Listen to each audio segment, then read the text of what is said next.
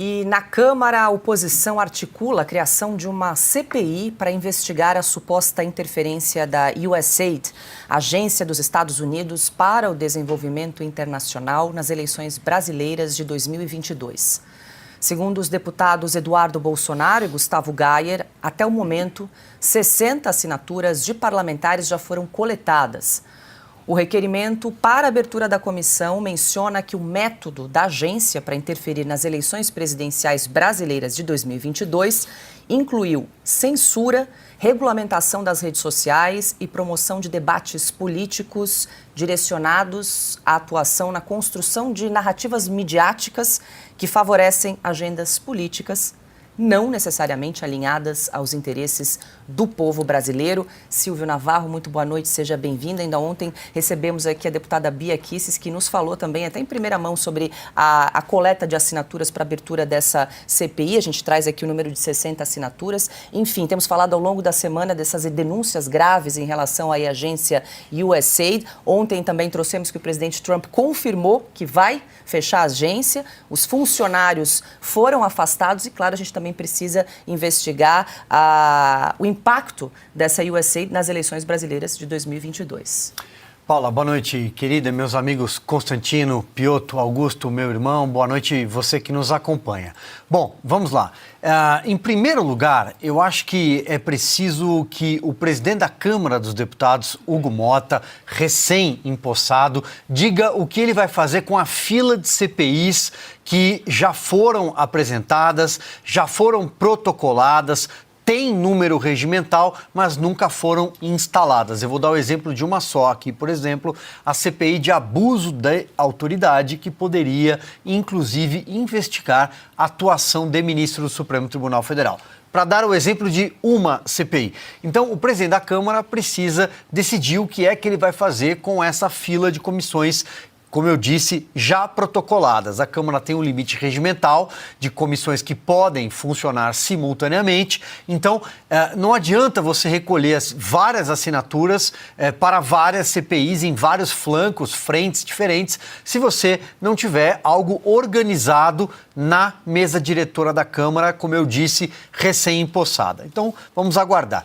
O segundo ponto: essas denúncias são muito graves, Paula. O Rodrigo Constantino, assim como a Ana Paula Henkel, que estão nos Estados Unidos e têm conhecimento até mais aprofundado do assunto, têm falado com mais propriedade sobre o que é essa USAID, os tentáculos, como eles financiavam a atuação woke, ONGs e por aí vai. Eu vou me ater aqui a um único ponto. Eu acho que tudo o que veio à tona até agora, junto com o Twitter Files, junto com as declarações do dono da Meta, o Mark Zuckerberg, jogam luz para algo que nós vínhamos falando há muito tempo.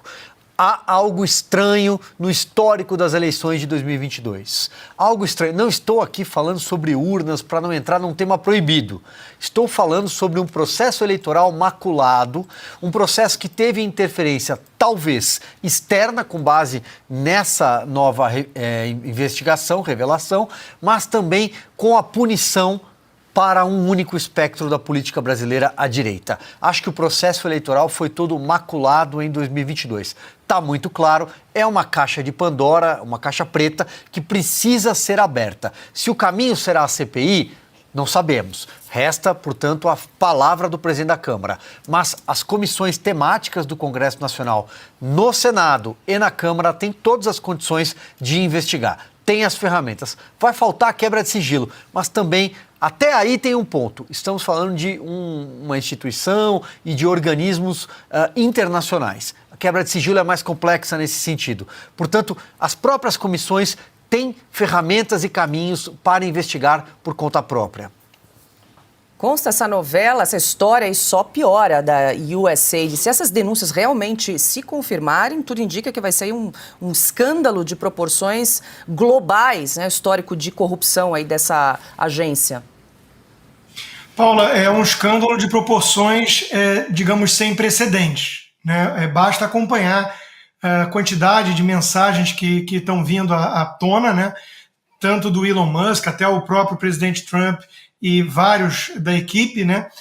a cada dia não é uma enxadada, uma minhoca, é uma enxadada, uma sucuri, né? Hoje, por exemplo, veio à tona financiamento de milhões e milhões para irrigar inúmeros veículos de comunicação, jornal como o New York Times, tão respeitado pela esquerda que milita nas redações dos nossos jornais brasileiros, Político, que é um site também mais alinhado aos democratas, que recebeu milhões e milhões de dólares.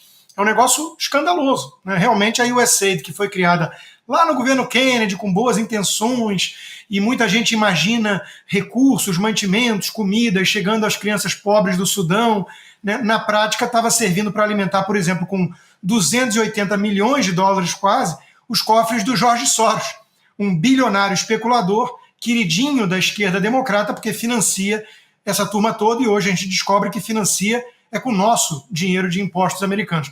Eu, aliás, sou um exemplo curioso disso tudo que está vindo à tona, para pegar um gancho aí com o que o Silvio falou da eleição brasileira, né? Eu pago pesados impostos nos Estados Unidos, assim como no Brasil, e eu descobri então que os meus impostos americanos serviram de alguma forma para irrigar, por meio da USAID, ONGs, grupos ligados a gente que imita foca e é levada a sério pelo STF, é chamada para debater sobre desinformação e regulamentação das redes sociais pelo Barroso, e o meu dinheiro de impostos americanos acabou alimentando a minha censura no Brasil, que já tem 2 anos que eu estou sob censura prévia nas redes sociais do Brasil, sem passaporte e com as contas bancárias congeladas há 2 anos, né? Então, a gente percebe que tem realmente aí uma grande cadeia da felicidade, um grande esquema que foi montado pela esquerda, pelas elites democratas corruptas, com um projeto totalitário de poder, um poder globalista, né? E que representa exatamente o quê? A ideia da democracia de gabinete, a democracia sem povo, uma coisa imposta de cima para baixo por essas entidades supranacionais, a OMS, que virou puxadinho ali dos globalistas, com o revolucionário marxista Tedros Adhanom, da Etiópia, e várias outras entidades. O Conselho de Direitos Humanos da ONU, que abriga tudo que é país que está na lista dos que mais desrespeitam os direitos humanos. Então, tudo virou uma grande fachada, uma grande piada de mau gosto, né? E isso servia, então, para alimentar os comparsas, os cúmplices desse esquema democrata. No Brasil, eles agiram sim. Eles olharam o Brasil como um quintal a ser ali utilizado como laboratório, talvez, e eles, sem sombra de dúvidas, agiram para, de alguma forma, manipular essas eleições. Isso precisa ser investigado a fundo no Brasil e aqui nos Estados Unidos. Aqui nos Estados Unidos eu tenho certeza que será, e vai ter consequências provavelmente mais graves para esses que deram o verdadeiro golpe.